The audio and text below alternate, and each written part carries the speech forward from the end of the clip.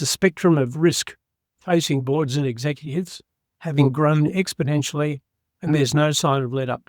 Among many others, they face geopolitical risks, high inflation, borrowing costs, supply chain disruptions, emergence of new technology, increased stakeholder expectations, etc. With high stakes and fast-burning platforms, speed matters. But what happens instead? Decision fatigue. We hear often about how long it takes to make decisions. The data can actually make decisions harder. That delaying decisions is losing ground, and why executive pain avoidance can lead to indecision. It's no secret that turning decision making into a replicable, systematized and well-understood process, supported by common, well-understood analyses, removes much of the pressure on the decision makers. It speeds the process and reduces the cost of execution. It might not eliminate decision fatigue, but it's unlikely to exacerbate it. APO provides the ability to make even your most complex decisions a simple process. Imagine a single process for all business decisions, fed by common, systematized, statistically defendable, consistent analysis and data, guaranteed to be strategically aligned with the ability of being ultimately agile.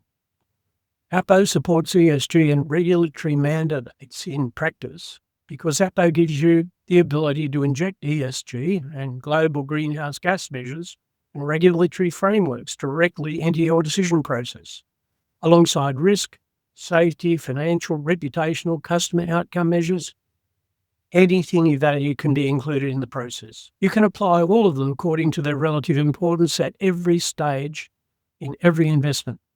And thus you can know that you're not only conforming, that you're truly supporting the will and intent of the regulation, that you're demonstrating to the world that you're a good corporate citizen and not just in theory. You say what you mean what you say, and you take action to ensure that you are as good as your word. What's the power of scenario modelling in portfolio management? Imagine another pandemic like COVID-19. How many organisations consider another pandemic just around the corner? Next week, next month, next year, still all just around the corner.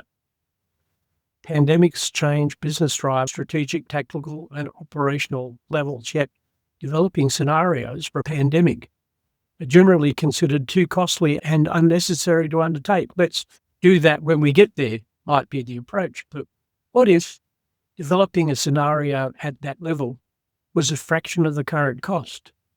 A scenario where you could simply replicate and adjust your existing strategic position and instantly see the impact on demands for corporate capital.